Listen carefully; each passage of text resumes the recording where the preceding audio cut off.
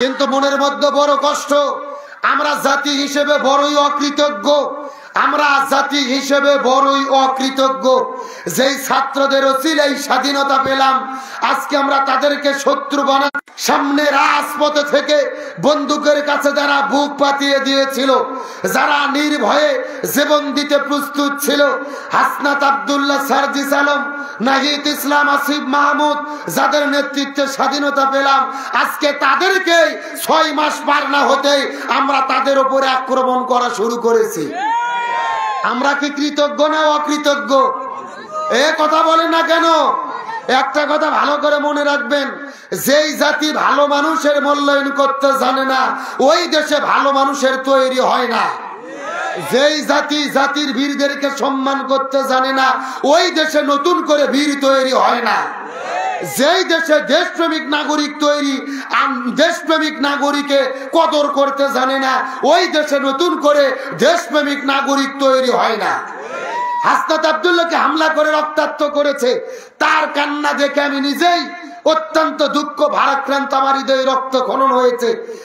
আজ থেকে 6 মাস আগে যদি আমরা গণ অভ্যুত্থানের স্বাধীনতা হতে না পারতাম, ওই বিএনপির বেগম খালেদা জিয়া বিদেশে চিকিৎসা করতে যেতে পারতো না, জামাত ইসলাম মাঠে ময়দানে সমাবেশ করতে পারতো না, এমনকি আমরাও আজকে স্বাধীন না হলে এই মাহফিলও করতে পারতাম না। আজকে আমরা কি 6 মাসের মধ্যে ভুলে গেলাম যে ছাত্র জনতার উসিলায় স্বাধীনতা পেলাম? আজকে তাদের আমরা হামলা করতেছি, তাদেরকে শত্রু বানাচ্ছি না। এদের বিরুদ্ধে দাঁড়াবেন না। এরা দেশ প্রেম অন্তরে নিয়ে যদি হাসিনের বিরুদ্ধে বুক পাতিয়ে না দিত, বন্দুকের কাছে যদি বুক পাতিয়ে না দিত, আমরা নতুন করে স্বাধীনতা পেতাম না। তাদের উসিলায় তো আল্লাহ আমাদের স্বাধীনতা দিল।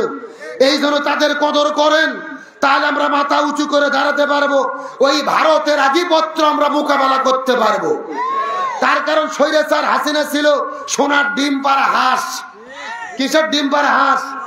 ওই বাংলাদেশে থেকে থেকে সোনার ডিম পারে নরেন্দ্র মোদী দিত, আর ওখানে দিল্লি থেকে ওটাকে ভক্ষণ করত। হাসিনা যখন পালিয়ে গেছে, ভারতের মাথা খারাপ হয়ে গেছে। ওরা কি বললো? বাংলাদেশের মানুষকে পেঁয়াজ দেব না, আলু দেব না, বাংলাদেশের মানুষকে না খাওয়াইয়া মারবো।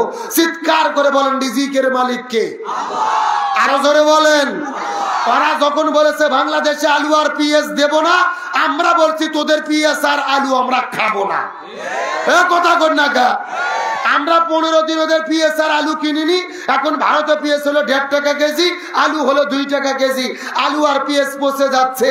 ওই ভারতের কৃষকেরা আলু পেঁয়াজ রাস্তার মধ্যে ফেলে দিয়ে ওই নরেন্দ্র মোদীর বিরুদ্ধে তারা আন্দোলন করতেছে। আল্লাহ আকবার বলবেন না? আসলে আমাদের দেশে একটা কথা আছে, অন্যের জন্য গর্ত খুললে ওই গর্তে নিজেকেই। সুতরাং ভারত আমাদেরকে বিপদে ফেলাতে গিয়ে ওরা নিজেরাই বিপদের মধ্যে পড়েছে। সুতরাং আজকের প্রোগ্রাম থেকে পরিষ্কার করে বলি, এই বাংলার জমিন আমাদের প্রিয় ভাই আবু সাইদ রংপুরের কৃতি সন্তান বন্দুকের গুলির কাছে বুক পাতিয়ে দিয়ে চিৎকার করে বলেছিল, আমার মনে দারুণ ঝড়, বুক পেতেছি, গুলি কর। একে একে 4টে গুলি খেয়ে শহীদ হয়ে বিদায় নিয়েছে। মুগ্ধ ভাই পানি বিতরণ করতে গেছে, গুলি করে শহীদ করেছে। 1800 ছাত্র জনতাকে গুলি করে হত্যা করলো। 18 কোটি জনগণ রাজপথে নেমেছে। ওই স্বৈরাচার পালাতে বাধ্য হয়েছে। আমরা পরিষ্কার করে বলি, এই বাংলার জমিনে প্রয়োজনে 18 কোটি জনগণ হাতে হাত রেখে মাথায় কাপনের কাপড় বেঁধে আবার রাজপথে নামবো। আমার দেশের স্বাধীনতা, সার্বভৌমত্ব 1 ইঞ্চি মাটি নিয়ে ওই ভারতের দাদা বাবুদেরকে আমরা ছিনিমিনি খেলতে দেব না, দেব না, দেব না। কারা কারা যে 2টি হাত আল্লাহকে তুলে দেখা।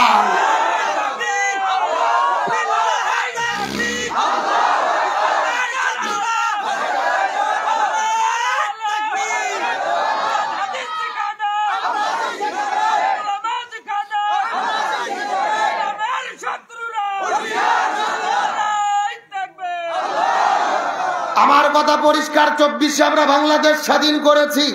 এই বাংলাতে আর ভারতের কোনো তাবেদারি চলতে দেওয়া হবে না।